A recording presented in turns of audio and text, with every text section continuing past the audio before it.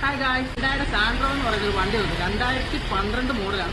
ആർക്കെങ്കിലും വേണമെന്നുണ്ടെങ്കിൽ ഞാൻ ഡിസ്ക്രിപ്ഷനിൽ എൻ്റെ നമ്പർ കൊടുത്തിട്ടുണ്ട്. വിളിച്ചിട്ട് കിട്ടിയില്ലെങ്കിൽ വാട്സപ്പിൽ ഒന്ന് കോൺടാക്ട് ചെയ്യും.